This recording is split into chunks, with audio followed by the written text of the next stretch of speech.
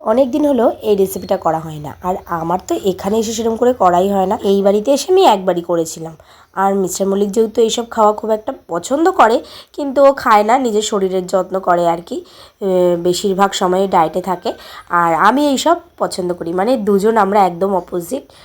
কিন্তু কিছু তো করার নেই, মাঝে মাঝে খেতে ইচ্ছা করে। আর আজকে বানাচ্ছি বিশেষ কারণে। তো দেখো, আমি কিন্তু একটা মশলা বানিয়ে নিলাম। আর ঘরে আমার গরম মশলা ছিল, কিন্তু আমার এই রেসিপিটার জন্য এই মশলাটাই বেশি ভালো লাগে। তো ওইদিকে মশলাটা আমার তৈরি হয়ে গেছে। এখন আলুগুলোকে কেটে নিচ্ছি, নিয়ে ধুয়ে আমি প্রেশারে সেদ্ধ করতে দেবো। প্রেশারে দিলে তাড়াতাড়ি হয়েও যাবে।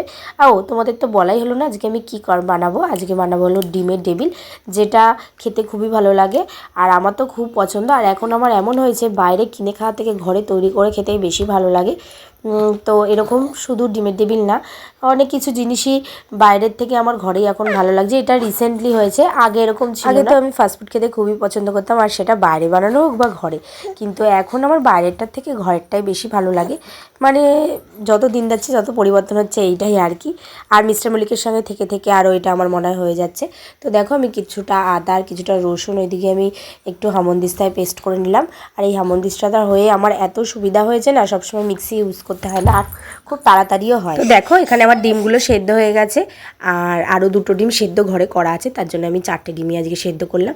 এখন ডিমগুলোকে হাফ করে কেটে রাখবো। এবার যে পুরটা মানে আলুটা, সেটা রেডি করবো। আলুটা তো সেদ্ধ করে নিয়েছি, এবার ভালো করে ম্যাশ করে নিয়ে এর মধ্যে ধনের গুঁড়ো, জিরের গুঁড়ো, তারপরে লঙ্কার গুঁড়ো, যেগুলো আর কি লাগে, হলুদের গুঁড়ো, নুন, আর যে মশলাটা বানিয়ে রেখেছিলাম সেটাও দিয়ে দিয়েছি।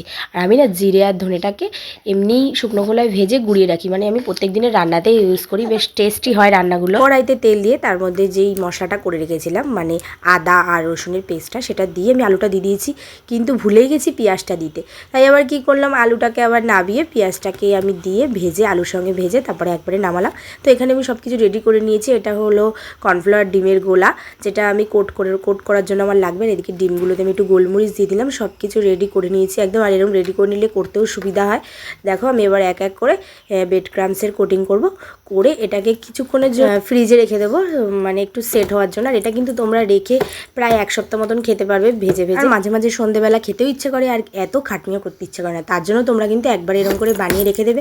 মাঝে মাঝে বের করে 2-1টা ভেজে চায়ের সঙ্গে বেশ ভালোই লাগে। আর আজকে আমার মা বাবা এসেছিলো, সেই কারণেই করা। আমার মা না ডিমের টেবিল খেতে খুব পছন্দ করে। আমার মাও মানে ঘরের খাবারটা খেতেই বেশি পছন্দ করে। তো দেখো, আমি ডিমের টেবিল আর তার সঙ্গে সস কাসন্দির সঙ্গে আর স্যালাডের সঙ্গে আজকে এটাকে সার্ভ করলাম। কেমন হয়েছে কমেন্টে কিন্তু